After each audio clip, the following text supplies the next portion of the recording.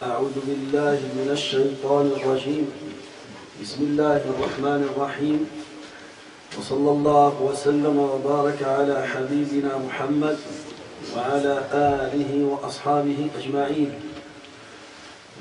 أما بعد فإن أصدق الكلام كلام الله عز وجل، وخير الهدي هدي رسول الله صلى الله عليه وسلم، وإن شر الأمور محدثاتها، وكل محدثة بدعة، وكل بدعة ضلالة، وكل ضلالة في النار.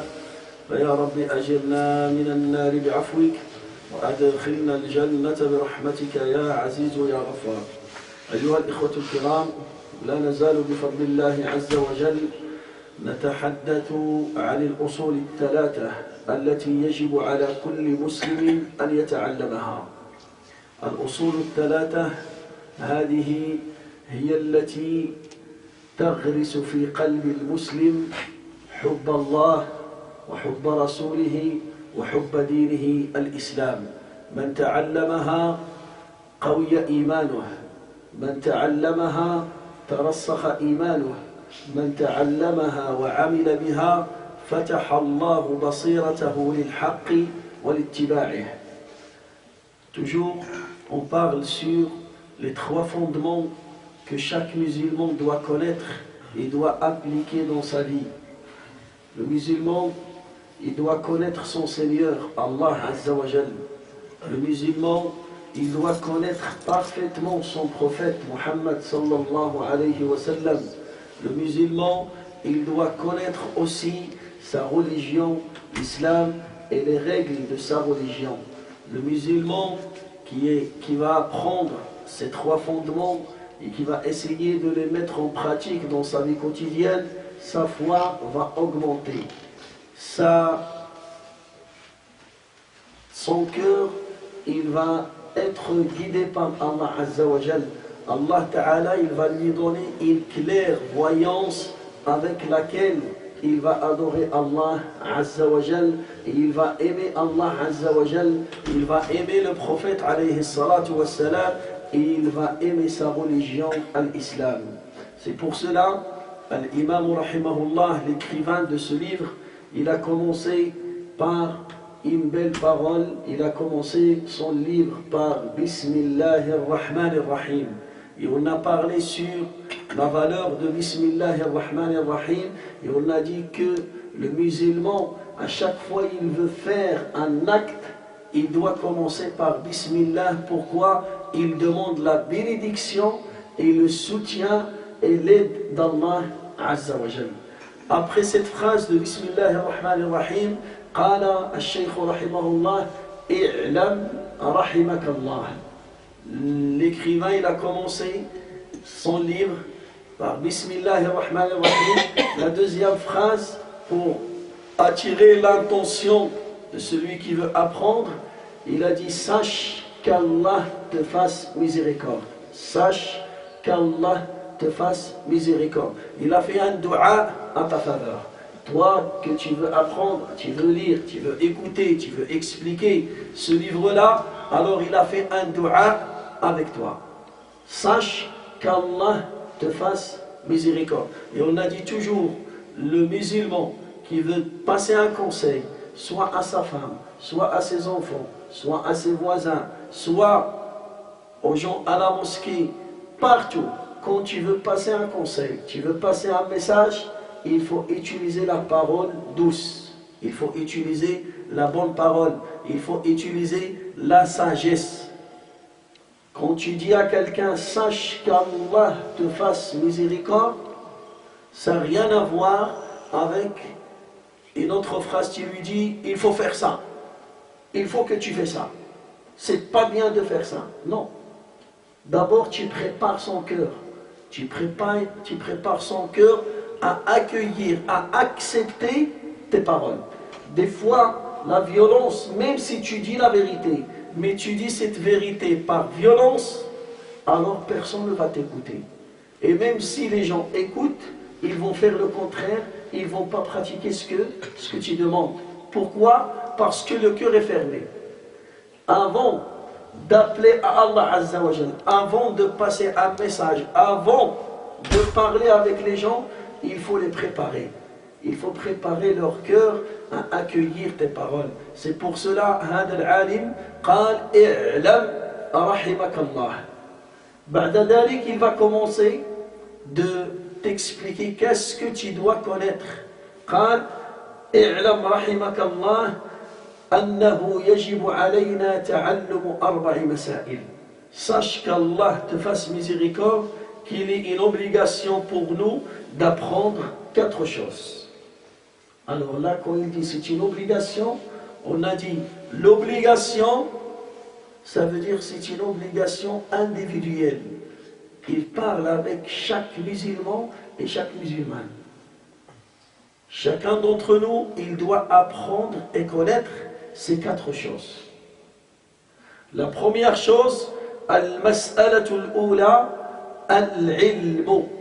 La première est la science. Tu dois apprendre la science. والعلماء رحمهم الله علماء المسلمين لما تكلموا عن العلم, les savants quand ils ont parlé de la science, là l'écrivain de ce livre il parle de la science religieuse. يتكلم عن علم الدين, la science religieuse. تتعلم كيف تعبد الله, tu dois apprendre comment tu adores Allah Azza wa Jal seul sans lui faire un associé. تعرف من هو الله, tu sais c'est qui Allah, tu connais les noms d'Allah Azza wa Jal, les attributs d'Allah Azza wa Jal, tu dois connaître tout ça. Deuxième chose, tu dois connaître la manière d'adorer Allah. Tu fais la prière et c'est une obligation pour toi de faire la prière, alors tu dois apprendre les règles de la prière. Tu jeûnes le Ramadan, tu dois apprendre les règles de jeûne. Tu fais le pèlerinage, tu dois apprendre les rites de pèlerinage. Tu veux sortir zakat, tu dois connaître les règles de zakat. Tu veux te marier, tu dois connaître les conditions d'un mariage. Dans tout ce que tu fais dans ta vie, il y a une science religieuse qui va te détailler, qui va te clarifier la manière de bien faire cet acte d'adoration. كل ما تفعله في حياتك إلا وفي الدين تفصيل لهذا الأمر بيان لهذا الأمر يبين لك الحلال من الحرام يبين لك الحق من الباطل يبين لك السنة من البدعة. La science, c'est elle qui te fait la différence entre le vrai et le faux, entre la vérité et le mensonge, entre la guidée et l'égarement, entre la sunna et l'innovation. Tu dois apprendre. Et chacun, il doit apprendre les choses qu'il a besoin. Maintenant, toi, tu pries, alors tu dois connaître les règles de la prière. Pourquoi? Parce que tu pries 5 prières par jour, obligatoire. C'est bon. Tu dois les connaître. Tu ne peux pas me dire non, ça c'est pour l'imam, c'est l'imam qui doit connaître. Non. Là, tu dois connaître la manière de faire la prière, comme il t'a montré le professeur. Tu dois connaître la manière de se comporter avec ta femme. Tu es marié, alors tu dois connaître les droits de ta femme. Tu as des enfants, tu dois connaître les droits de tes enfants. Tu es marié, tu dois connaître les droits de ton mari, les droits de ton père, les droits de ta mère. Ça, c'est une obligation sur chaque musulman. Ce n'est pas une obligation pour les savants, pour les étudiants, non, pour tout le monde. فلذلك يقول العلم وفي ديننا العلم له مكانة عظيمة. Dans notre religion, al-ilm, regardez, dans notre religion, c'est spécial. La science égale la religion, et la religion égale la science. Il n'y a pas de religion sans science. Il n'y a pas de science sans religion. في ديننا دين الإسلام هو دين العلم. C'est une religion qui est attachée à la science. C'est pour cela Allah Ta'ala il a donné une grande valeur aux savants. Allah Ta'ala il a donné une grande valeur aux savants. Allah Ta'ala rafa'a sha'na al-ilm wal-ulama. الله تعالى يقول في القرآن الكريم قل هل يستوي الذين يعلمون والذين لا يعلمون. Allah Ta'ala il a posé la question, est-ce que les savants ils sont comme les ignorants? Est-ce que c'est pareil? Il n'a pas donné de réponse. Pourquoi? Parce que la réponse elle est claire. Un savant, tu ne peux pas le comparer à un ignorant. Et dans tous les domaines, quand on parle de la science, Allah Ta'ala, quand il a parlé de la science dans le Coran, il ne parle pas que sur la science religieuse, non. Il parle sur la science générale. La science qui est utile pour vivre bien dans ce bas monde, et aussi la science qui te fait protéger du châtiment d'Allah Azza wa Jal.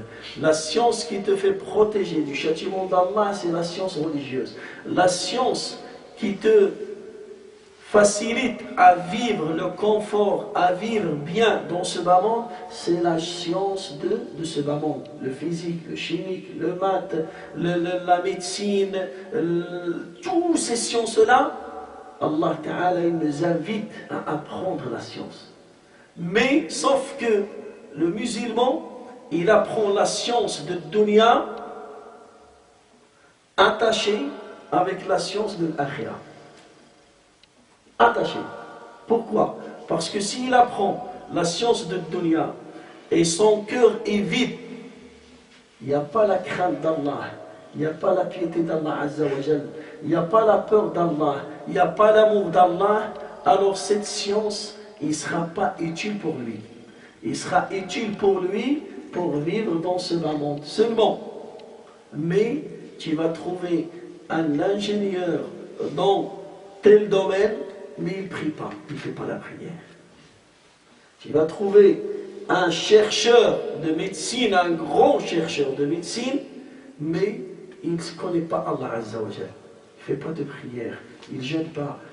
C'est pour cela, en islam, la science de dunya est attachée avec la science de l'akhira, de la religion.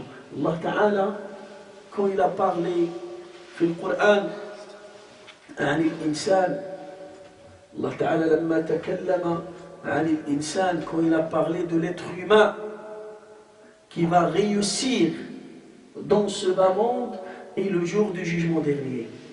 Allah Ta'ala لما تكلم عن الإنسان الذي سيفوز في الدنيا والآخرة. Allah Ta'ala nous a donné l'exemple, l'être humain qui va gagner dans ce bas monde et dans le jour du jugement dernier. Il a des conditions, il doit contenir des conditions. Il y a des conditions qu'il doit les avoir dans sa vie. Allah Ta'ala yaqul wal 'asri innal insana la fi khusr. Allah Ta'ala il a juré par le temps, wal 'asr. Tout être humain, il va perdre. Tous les êtres humains, ils vont perdre. Sauf illa, qui va réussir? Alladina amanu وعملوا الصالحات وتواصوا بالحق وتواصوا بالصبر. Il y a 4 conditions que tu dois avoir dans ta vie si tu veux réussir في الدنيا والآخرة. إلا الذين آمنوا, tu dois être croyant, tu dois croire, et tu ne pourras jamais croire si tu n'as pas la science. Tu ne pourras jamais croire au paradis, à l'enfer, tu crois à Allah, tu crois au jour du jugement dernier, et toi, tu n'as pas d'informations sur ces choses-là. Toi, tu n'as jamais écouté sur le paradis. Comment tu vas croire au paradis? Tu n'as jamais écouté sur l'enfer. Comment tu vas croire à l'enfer? Tu n'as jamais écouté sur Allah. Comment tu vas croire en Allah? Tu n'as jamais écouté sur le prophète sallallahu alayhi wa sallam. Comment tu vas croire en lui? Tu ne vas jamais croire. Il rassemble 2 choses. Il rassemble la science avec la foi. Mais là, tu ne peux pas croire si tu n'as pas d'informations sur cette chose. Jamais. Et après, ça ne suffit pas. C'est bon, tu as la science et tu crois en Allah Azza wa Jal, tu crois à son prophète, tu crois à cette religion. mais ça reste une théorie que tu as appris par cœur. تبقى علم نظري. Si tu ne mets pas cette science en pratique, c'est bon, ça ne sera pas utile pour toi. Et combien de personnes, il sait beaucoup de choses, il connaît beaucoup de choses dans la religion, mais il ne met pas ça en pratique. S'il ne met pas ça en pratique, c'est bon, c'est comme un âne qui porte sur son dos des livres. Ce que je voulais vous dire, attirer votre regard sur, vous avez dit qu'Allah il a élevé les savants. Et aussi les savants, c'est un couteau à double tranchant aussi. S'il connaît beaucoup de choses, mais il ne met pas pratique. Voilà. Là, c'est très dangereux. C'est très dangereux. نعم. فلذلك الله تعالى il a dit في سورة العصر إلا الذين آمنوا وعملوا الصالحات. لذلك il faut mettre cette science dans la pratique. الله تعالى يقول في القرآن الكريم إنما يخشى الله من عباده العلماء. C'est les savants qui craignent beaucoup Allah Azza wa Jalla. Mais quel savant? C'est le savant qui met ça. Parce que la crainte, c'est une pratique. Tu ne peux pas gagner la crainte d'Allah si tu ne pratiques pas la religion. Dans des livres de biographie des savants, ils ont mentionné qu'il y avait des savants de fiqh, des savants de hadith, des savants de tafsir, ils ne faisaient pas la prière. Est-ce que vous pouvez imaginer ça? Un savant de jurisprudence, un savant de hadith, un savant de Coran, il ne prie pas. Ah bon, ce matin, vous n'avez jamais écouté ça? Non. Ça existe. Pourquoi? Parce qu'il y a une différence entre celui qui apprend la science pour la mettre en pratique et celui qui apprend le Coran ou bien le hadith comme métier. C'est un métier, comme un médecin, comme un mécanicien, comme ça. C'est un métier pour lui. Le Coran, il a appris, il connaît le Coran par cœur, mais le Coran pour lui, c'est quoi? C'est un métier. Il vient, il prie, s'il est imam, il prie, et c'est bon. Il fait sa prière, et après, il connaît ni halal, ni haram dans sa vie, il vit comme quelqu'un qui est loin d'Allah Azza wa Jalla. Il donne des cours, c'est un professeur à l'école, à l'université, il explique le Coran, il explique le hadith, mais il ne met pas ça en pratique. Il ne pratique pas ça, il fait tout à fait le contraire. Alors celui-là, la science qu'il a appris, pour lui, c'est un métier. C'est pas une religion. Pour lui, c'est un métier. Il finit ses heures et c'est bon. Il rentre chez lui. C'est comme le menuisier qui ferme sa boutique, il va partir. C'est comme le commerçant. C'est un métier pour lui.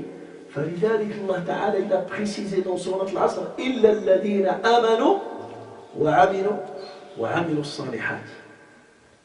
بعد ذلك وتواصوا بالحق وتواصوا. Ça suffit pas de croire et de mettre ça en pratique. Ça suffit pas. Il faut que tu invites les gens à faire comme toi.